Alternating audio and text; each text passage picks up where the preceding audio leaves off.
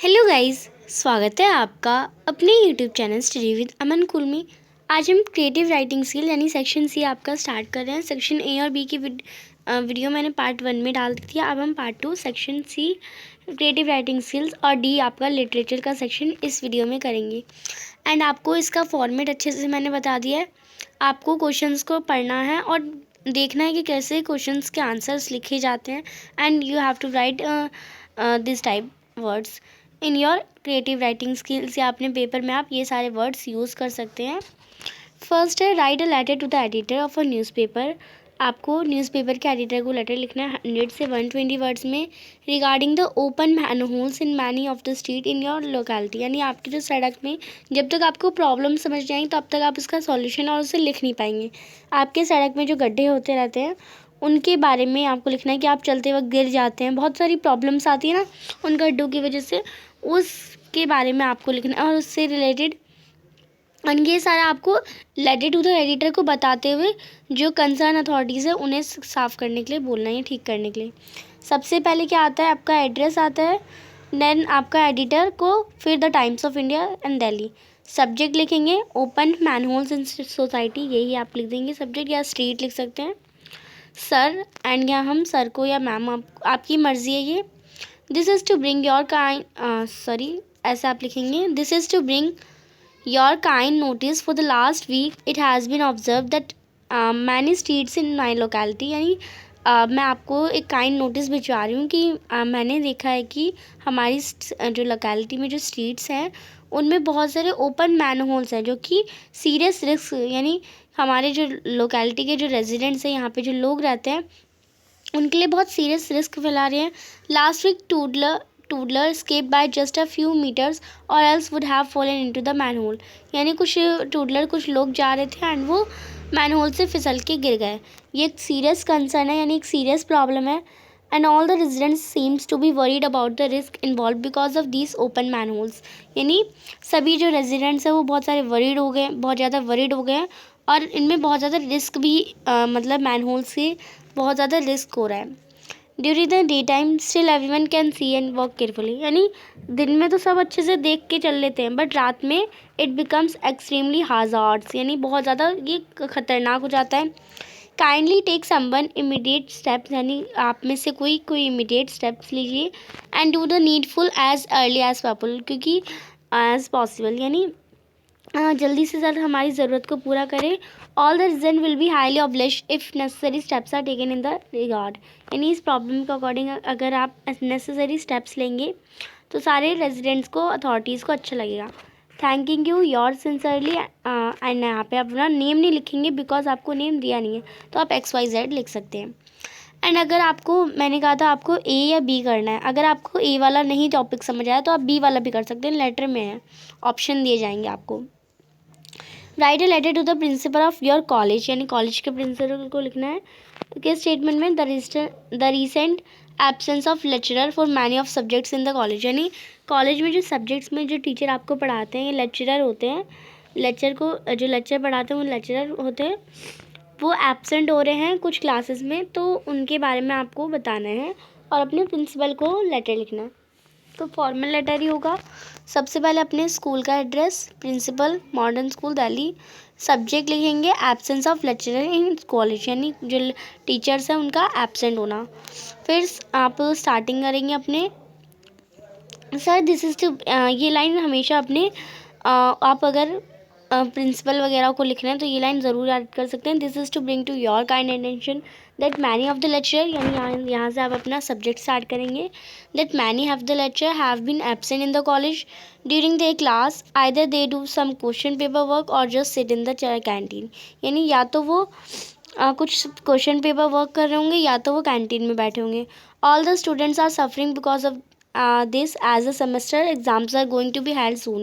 यानी सब बच्चे इससे बहुत परेशान हैं क्योंकि सेमेस्टर एग्ज़ाम्स आने वाले हैं। There many doubts and clarification required to settle at the point of time. यानी बहुत सारे मेरे डाउट है और हमें पढ़ाई की तरफ क्लियरिफिकेशन करने हैं, कुछ डाउट्स पूरे करने हैं इसी टाइम पे। Kindly develop a check in place for the lecturer which ensure that lecturer take their class regularly for the benefits of students. यानी आप एक चेकर बना दीजिए जो देखिएगा कि सारे लेक्चर जो हैं वो कॉलेज में जो क्लास है उसे प्रॉपरली ले रहे हैं, अटेंड कर रहे हैं नहीं. The students are putting a lot of hard work for upcoming exams and they need support from the lecturer too. यानी जो स्टूडेंट्स हैं आने वाले एग्ज़ाम के लिए बहुत हार्ड वर्क, बहुत मेहनत कर रहे हैं, पर उन्हें लेक्चरर यानी टीचर की भी सपोर्ट की ज़रूरत है. This will solve the present issue regarding the forthcoming semester. जो हमारे जो आने वाले सेमेस्टर में जो प्रॉब्लम होगी वो भी सॉल्व हो जाएगी. Thanking you, your सिंसरली XYZ. आप अपना नाम लिख सकते हैं. नेक्स्ट है सेकंड. इसमें क्या आपको करना है, एनालिटिकल पैराग्राफ लिखना है. इस चार्ट को देखते हैं. ये वर्ल्ड मीडियन एज के ऊपर आपको दे रखा है. टॉपिक आपको यहाँ पे भी दे रखा है. द मैप शो, इसका मैप जो मीडियन एज है, which fits out as important single indicator of the age distribution and mid point of the population. यानी पॉपुलेशन का मिड पॉइंट और मीडियन एज दे रखी है. There is the same number of people who are older than the median age as there are younger than it. यानी यहाँ पे same number of people दे रखे हैं जो कि अपनी मीडियन एज से बड़े भी हैं और छोटे भी हैं. अब यहाँ पे आपको इससे अगर आपको ये समझ नहीं आया तो बी पार्ट भी है आपके लिए, बट आपको ये कैसे लिखना है ये भी आप देख सकते हैं. जस्ट लाइक आप स्टार्ट करेंगे, यहाँ से आपने स्टार्ट करा तो फिर आगे लिखेंगे आप country with ageing population often end up the highest budget shortage and vulnerable economic growth because there are too weakers to support the many retirees. Countries with extremely young population often end up in the political chaos as everything depends on the employment rate. Right now, Germany and Japan have the world oldest population with median age of 46.1. And Niger, यहाँ पे आपको सब कुछ दे रखा है. Niger was the world youngest population with median age of shockingly 15.1. And अगर हम आगे देखें तो यहाँ पे ये कंप्लीट आपको दे रखा है. इतना ही दे रखा था आपके सैम्पल पेपर में. नेक्स्ट हमें बी पार्ट दे रखा है. यहाँ पे एक न्यूज़पेपर का आर्टिकल दे रखा है, रिपोर्ट दे रखी है, state of cancer prevailing in India. India के जो कैंसर फैल रहा है उसके बारे में आपसे पूछा गया. आपको एक एनालिटिकल पैराग्राफ लिखना है. कैंसर आ साइलेंट किलर, यानी हमें एकदम शांति से मार देता है पूरा कैंसर. आपको इन्फॉर्मेशन लेनी है अपने क्लिप से एंड इसके बारे में आपको 150 से 200 वर्ड्स में लिखना है. In India cities are more cancer prone than rural areas. यानी सिटीज़ जो होती हैं वो ज़्यादा कैंसर मतलब फैलता है वहाँ पे रूरल एरियाज़ को छोड़ के. In the early 1990s we expected 1 out of 10 to 15 urban Indians to get cancer in their life time. यानी हमने देखा है कि 10 से 15 लोगों के बीच में हर एक इंसान को कैंसर रहता है 1990 में, हर अर्बन इंडियन को, यानी जो शहर में रहते हैं. दैट इज़ एवरी सेकेंड और third family would have to face this disease. यानी हम कह सकते हैं कि हर दूसरी या तीसरी फैमिली को कैंसर से जूझना पड़ता है. This is partly due to high level of benzene in the air. यानी ये बस इसकी वजह से हो रहा है कि हाई लेवल ऑफ बेंजीन है हमारे एयर में. And also that metros are expose to high level of pesticides in their food. And जो मेट्रो है उसमें भी हाई लेवल ऑफ पेस्टिसाइड्स है उनके फूड में. To check the steadity of growth of cancer in the country, the government all have to give priority to Prevention Act. यानी अगर मतलब जो कैंसर की कंट्री में ग्रोथ होने से रोकनी है तो गवर्नमेंट को उसका प्रिवेंशन, उसे रोकने का जो प्रायोरिटी है उसे बढ़ाना होगा. At the same measure to undertake improvement in facilities, और उन्होंने फैसिलिटीज़ को भी ठीक करना होगा. And for the treatment of cancer के ट्रीटमेंट के लिए shall have to be adopted. Next है अब यहाँ पे जो मैंने अभी पढ़ा ये सब आपका जो दे रखा था, ये इस टॉपिक ये एक आर्टिकल ही दे रखा था. अब इस आर्टिकल के अकॉर्डिंग इसको पढ़ के आपने क्या समझा वो आपको लिखना है अपने वर्ड्स पे. तो आपको लग रहा होगा आंसर है, बट नहीं. अवर अर्बन, तो आप लिखेंगे हमारी जो अर्बन पॉपुलेशन है वो बहुत ज़्यादा कैंसर प्रोन हो रही है रूरल पॉपुलेशन से. सैडली एवरी 10%, यानी हम कह सकते हैं हर 10% जो है वो कैंसर को हाई लेवल ऑफ कैंसर से जूझ जाए, क्योंकि बेंजीन का जो एयर में पॉपुलेशन है वो बहुत हाई है और high level of pesticides in food. The contact of highly radio activate omission of cell phones and such devices also have contributed to this grave danger to human population. यानी जैसे ज़्यादातर cell phone use करना वो भी बहुत ज़्यादा कर रहा है. To check this menace of cancer the government shall have to give most priority to prevention acts. यानी कैंसर की एकदम जड़ को देखने के लिए गवर्नमेंट को ज़्यादा से ज़्यादा प्रायोरिटी प्रिवेंशन एक्ट्स एक्शंस पे देना चाहिए.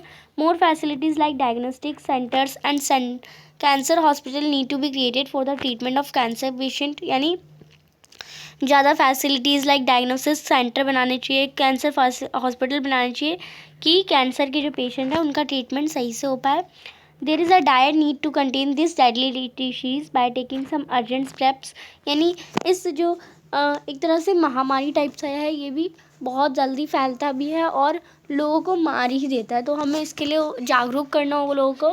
First of all we must ban the wide use of pesticides, हमें पेस्टिसाइड्स का जो बहुत ज़्यादा यूज़ हो रहा है ना उसे बंद करना होगा. और बिकॉज जो एक्सेसिव यूज़ ऑफ पेस्टिसाइड है वो हमारी ह्यूमन हेल्थ को बहुत ज़्यादा हार्म करता है. In developed country, much emphasis in being laid on organic manure instead of fertilizer. हमें organic manure यूज़ करना चाहिए फर्टिलाइज़र के. अगर हम फर्टिलाइजेशन ना यूज़ करें उसकी जगह हमें manure यूज़ करना चाहिए. तो so we have to introduce organic manure in addition to the crop pattern needs to be changed. और हमें अपना crop pattern भी change करना है. Beside this, a kind of public awareness program will have to be undertaken. The public is to be awakened towards the growth of cancer and its easy detection. This would surely help in the containment of the disease and its initial stages.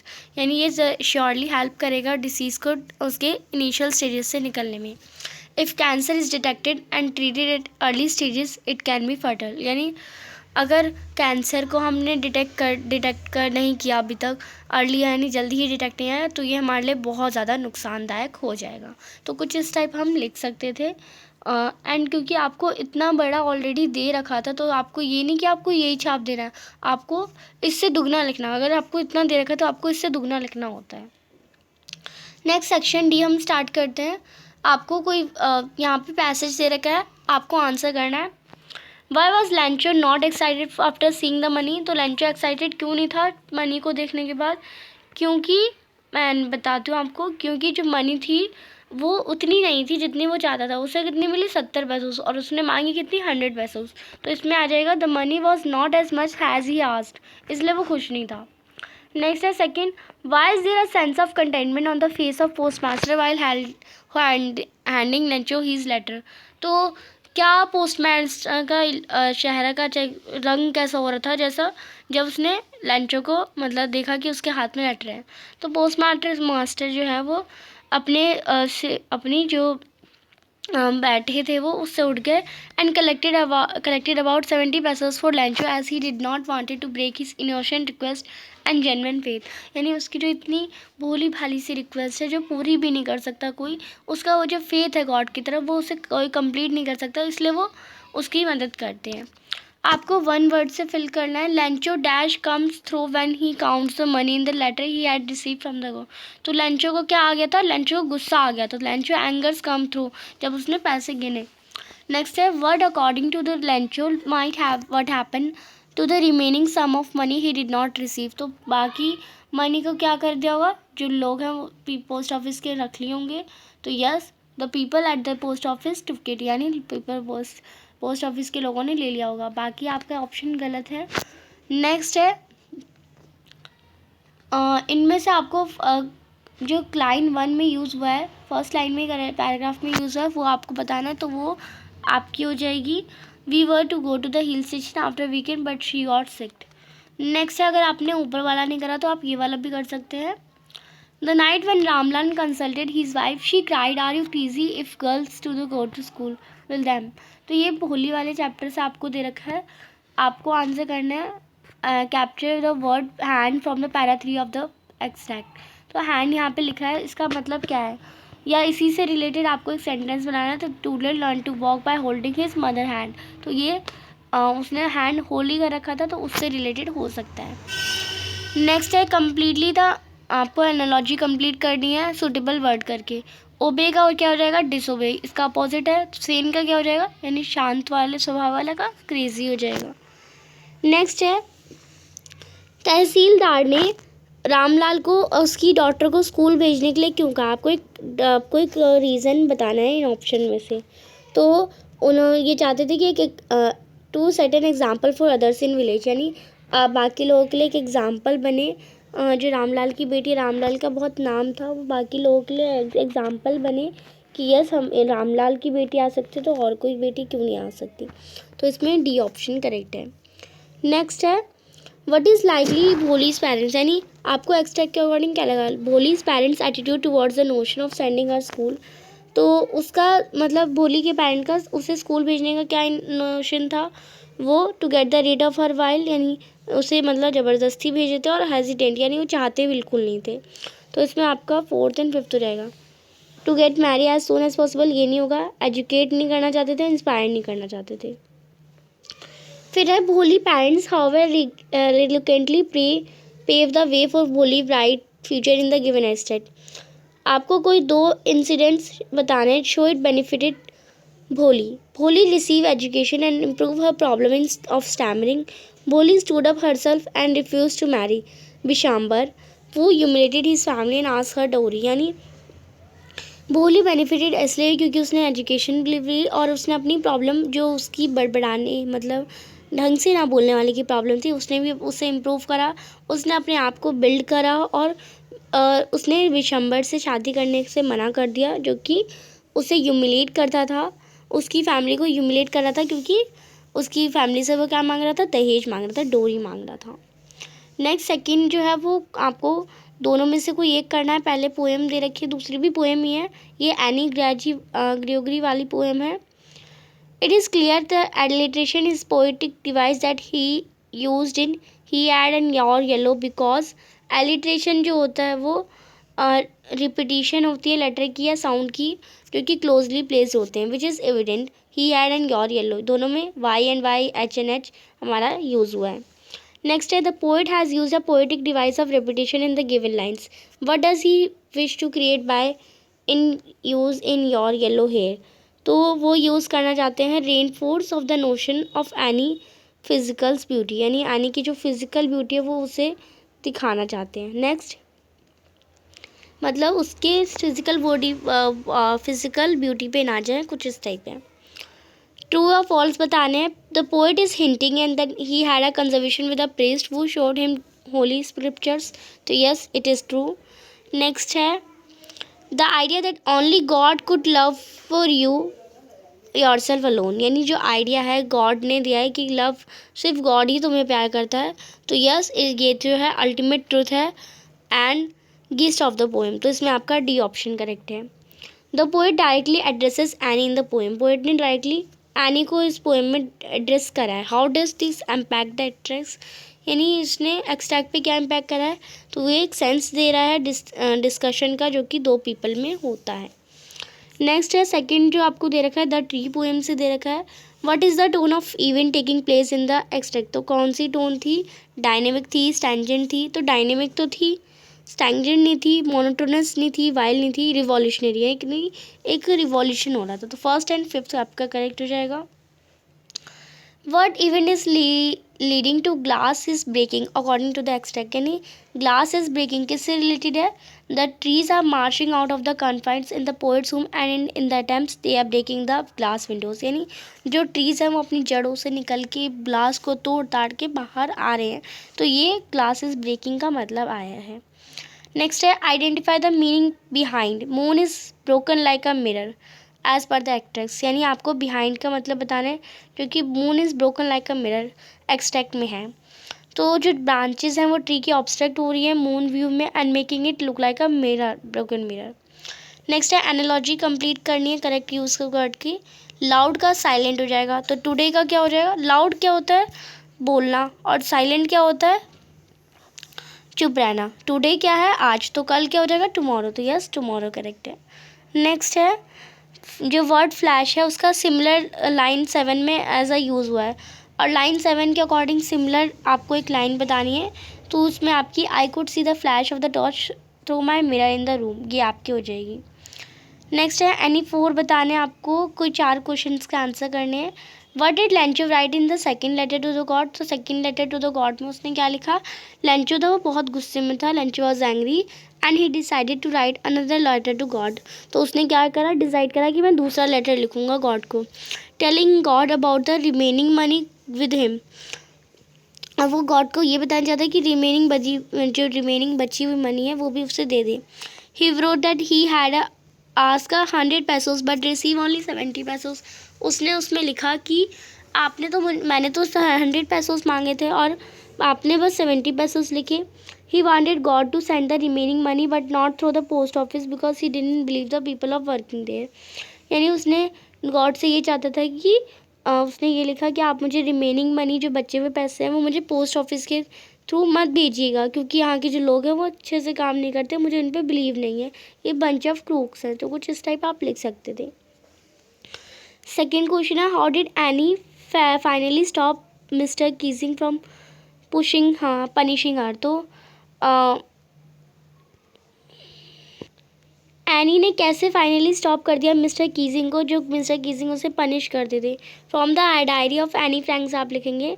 तो Annie ने good finally stop यानी finally stop कर दिया mister Keesing को उसे punish करने से, क्योंकि मिस्टर कीजिंग क्या थे उन्हें ऐसे देते थे बाय ब्रिंगिंग हम ऐसे इन द फादर्स वैन।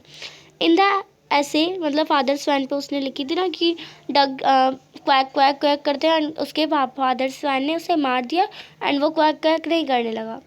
तो उस ऐसे में उसने लिखा था she had written that father's fan killed its baby because they quacks too much. यानी फादर्स फैन ने, या फादर डकलिंग हो जाएगा आपका, बुक का वर्ड आप लिखेंगे फादर डकलिंग। फादर डक ने जो बेबी डकलिंग्स थे उन्हें मार दिया, किल कर दिया, क्योंकि वो बहुत ज़्यादा क्वैक क्वैक क्वैक करते थे। आप इसे बढ़ा के भी लिख सकते हैं। तो आप लिखेंगे the reference given was obvious and so mister Keesing. तो ऐसा जो रेफरेंस था वो मिस्टर कीजिंग सोच रहे थे मैं भी एज अ फादर हूँ और ये मेरे अगर ये ज़्यादा बोल रहे हैं तो मैं ऐसा उन्हें मार रहा हूँ। तो उन्होंने प्रेफर करा कि तुम साइलेंट रहो बट मेरे वर्ड्स को रिमाइंड मत करना। नेक्स्ट है ड्रॉ ब्रीफ स्केच ऑफ नटल्या। तो प्रपोजल में से आपको नटल्या का ब्रीफ स्केच बताना है। नटालिया स्टेपनोवा उसका पूरा नाम था। वो एक स्ट्रॉन्ग विल्ड और एजुकेटेड और गुड लुकिंग गर्ल थी जो कि 25 ईयर्स की थी। वो is also is good house keeper, वो बहुत अच्छी हाउस कीपर थी। More effective than Lomov in speaking clearly and getting to the point. यानी वो लोमोव से ज़्यादा अच्छा बोलती थी एंड बहुत क्लियर बोलती थी और वो पॉइंट टू पॉइंट बात करती थी। She is the leading female character of the play and daughter of Chubukov. यानी उसने फीमेल कैरेक्टर इस प्ले में निभाया है और वो डॉटर है चुबुकोव की।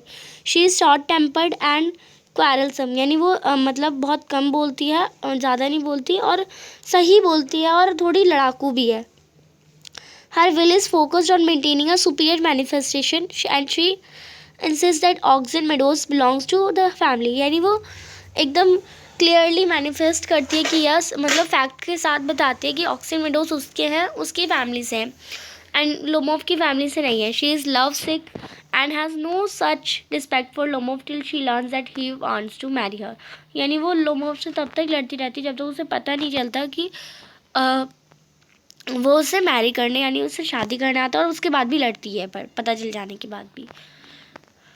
How does the poet suggest that you identify the lion and tiger, what can you do according to him. यानी आप पोएट ने क्या सजेस्ट करा है, आप लायन और टाइगर को कैसे।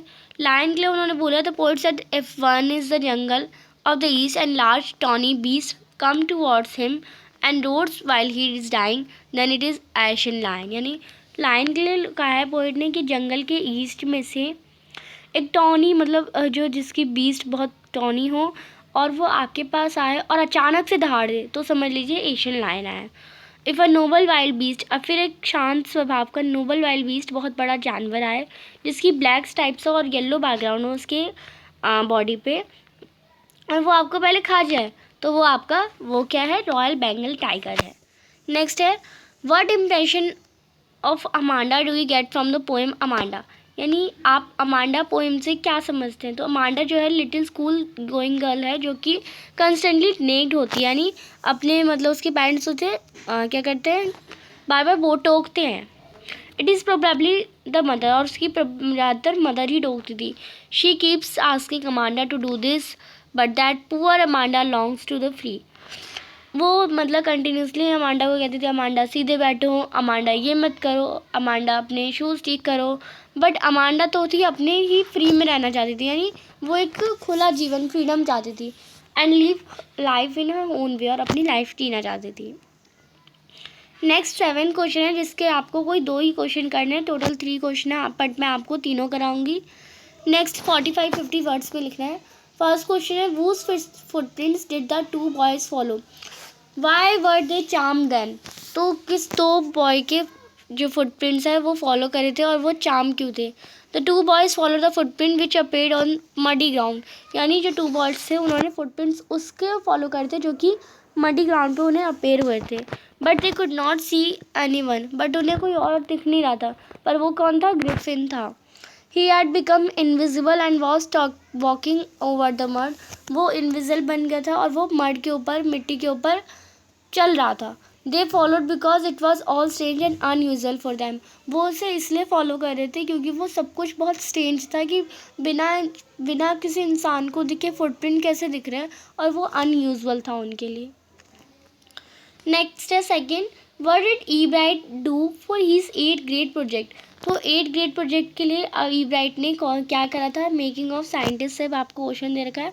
तो ई ब्राइट ने क्या करा था? ट्राई करा था कि वो try to find the cause of viral disease, यानी वो वायरल डिसीज़ का कॉज देखे which nearly kill all monarch caterpillars, जो कि सारे मोनार्क कैटरपिलर्स को ख़त्म करे। He thought that the disease must have been carried by a beetle, उन्होंने सोचा कि जो डिसीज़ है वो ज़रूर बीटल से हुआ था होगा। He tried raising the caterpillars in the presence but he did not get results and the experiment won him a prize, but उन्होंने बहुत देखा बट उन्हें रिजल्ट और एक्सपीरियंस नहीं मिला। नेक्स्ट है third, what are the subtle way is in the lady manage to deceive Horace Danby, यानी क्या कौन कौन से वे से जिसने लेडी ने मैनेज करा हॉरेस डैनबी को हराने में? Into thinking she is the lady of the house, और ये ये यकीन दिलाने में कि वो ही लेडी ऑफ द हाउस है। Why doesn't Horace suspect that something is wrong, और हॉरेस को ऐसा क्यों नहीं लगा कि कुछ गलत हो रहा है? क्वेश्चन ऑफ ट्रस्ट से आपको आंसर करना है। तो जब लेडी एंटर करती है होम में, Sherry the dog start to greet and rub against her, यानी जो शेरी जो डॉग होता है वो उसके पास आता है और उन्हें वो उसके पास जाती है और ग्रीट करती है, उसे रब करती है कि वो शांत हो जाए। The way she talk to the dog suggest familiarity and in turn ownership, यानी जब वो ऐसे जो डॉग के पास जाती है ना तो एक तरह से लगता है कि वो फैमिली की मेम्बर है और एक ओनर है। The way she adjust the ornaments of the fire place in the room and also the familiar way in which she opened the silver box to take out a cigarette implies that she is the lady of the house, and the way जब वो silver box को open करती है और cigarette को लेती है वही ऐसा लगता है कि वो लेडी ऑफ द हाउस ही है, मतलब वो उस घर की ही लेडी है। और हॉरेस जो था वो बहुत ज़्यादा बिजी था अपने आप को बचाने में and from being sent to the police, यानी वो पुलिस से के पास नहीं जाना चाहता था, अपने आप को बचाने के लिए वो बहुत बिजी था। It is because he is too scared while stealing the that he is misses close to the reception by lady, अब लेडी ने उसे पकड़ लिया है तो वो बहुत डर भी गया था। He doesn't suspect anything wrong, तो उसे नहीं लगा कुछ गलत है। नेक्स्ट है क्वेश्चन नंबर 8, जो इसमें आपको किसी ओनली 1 क्वेश्चन का आंसर करना है 100 से 120 वर्ड्स में। मैंने यहाँ पे 2 क्वेश्चन दोनों के आंसर लिखे हैं। फर्स्ट है the story of young seagull is fable that teaches overcoming fear and poem about trees and allegory of women fighting suppression, यानी जो 2 स्टोरीज अबाउट फ्लाइंग में जो यंग सीगल की फर्स्ट फ्लाइट वाली स्टोरी है उसमें जो यंग सीगल है वो भी अपने डर को हटा के उड़ना सीखता है, और जो पोएम ट्रीज़ है वो भी हमें बताती है कि वुमेंस जो है वो अपनी फाइटिंग और सस्पेक्शन से कैसे हट के बाहर आती है। आपने एज्यूम करना है सीगल और जो ट्री की जो कंजर्वेशन है जर्नी है उन्हें कंजर्वेशन दिखाना है आपको, और आपको अपनी अंडरस्टैंडिंग पर ही इज़ फर्स्ट फ्लाइट और ट्री वाली पोएम में दोनों में कंजर्वेशन लिखनी है।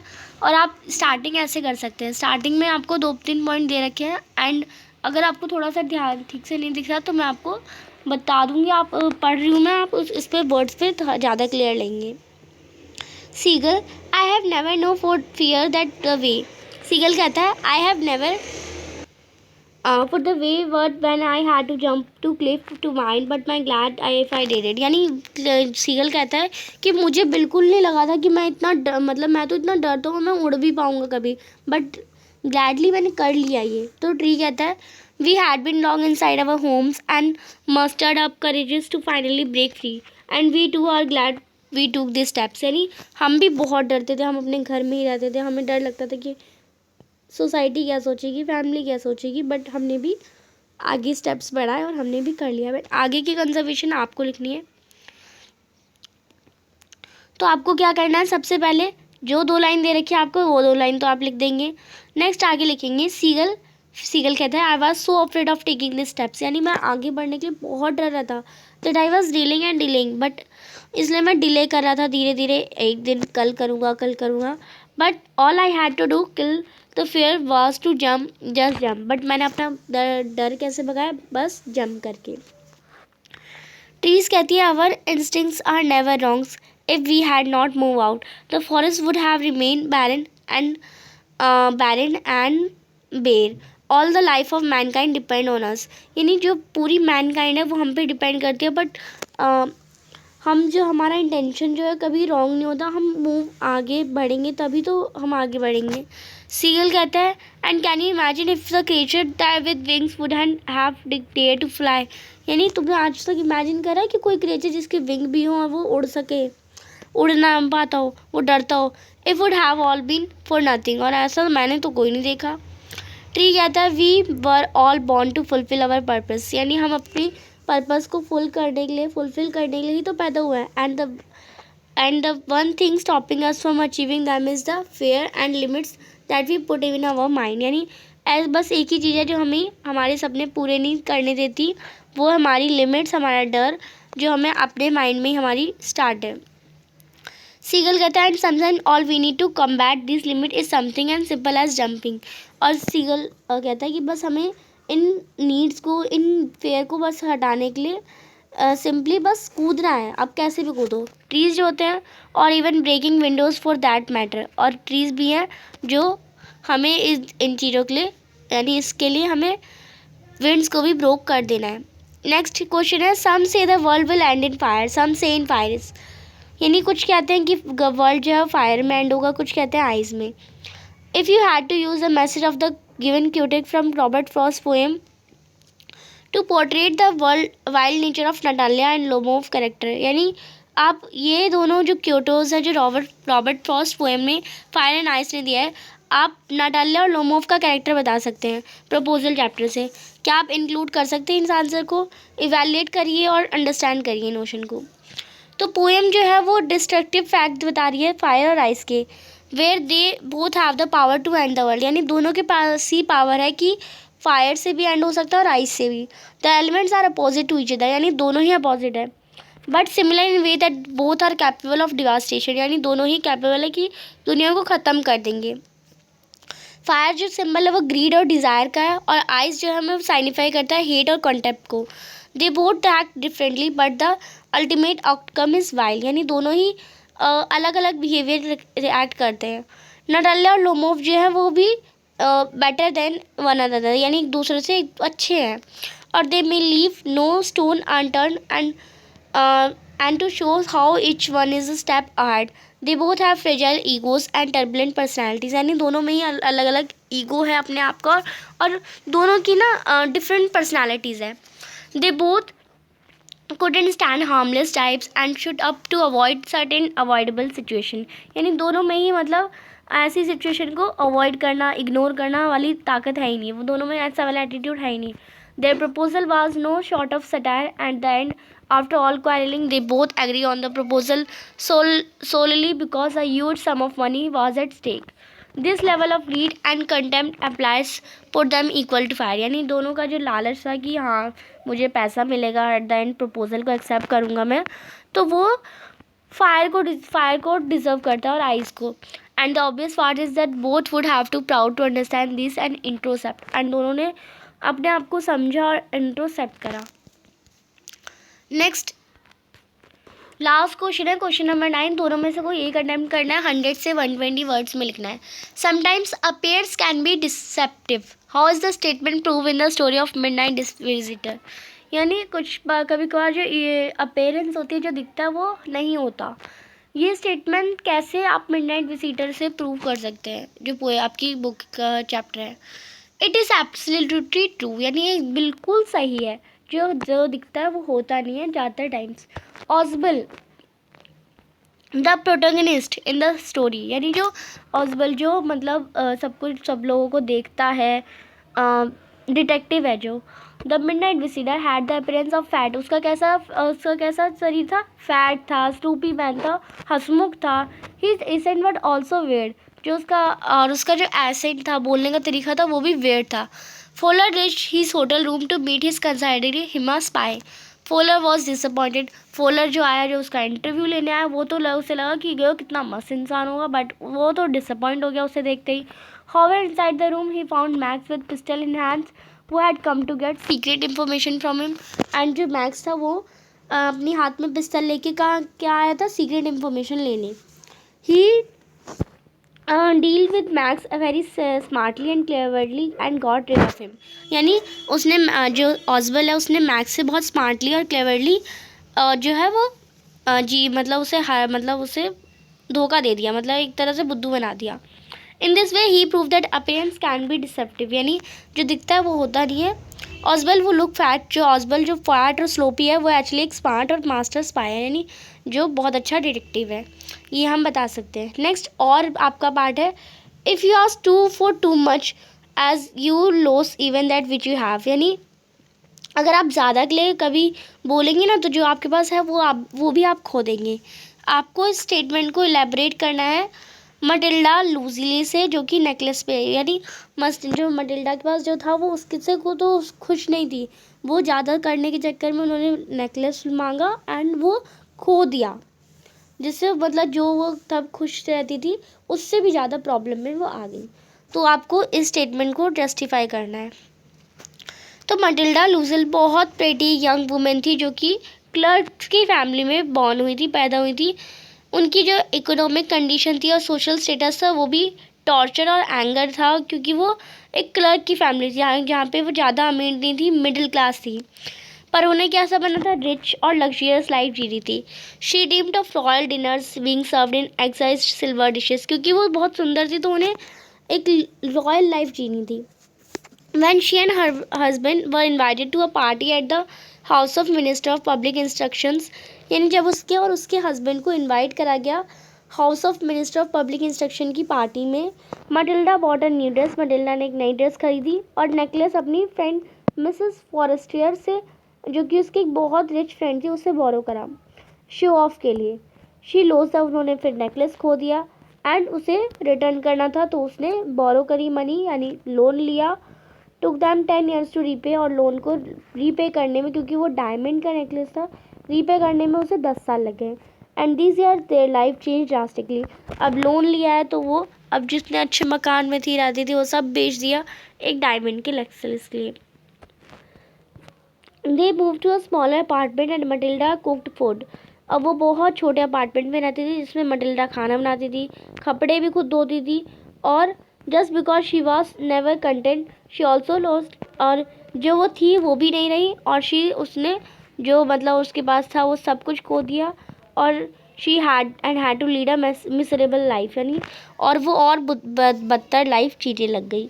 तो ये था आपका सैम्पल पेपर। आई होप आपको अच्छे से समझ आ गया होगा। चैनल को अभी तक सब्सक्राइब नहीं किया तो प्लीज़ चैनल को सब्सक्राइब ज़रूर करें। कोई भी डाउट हो कमेंट सेक्शन में पूछ सकते हैं। वीडियो अच्छी लगी तो इसे लाइक करिए, दोस्तों के साथ शेयर ज़रूर करिए। Thanks for watching, bye bye guys.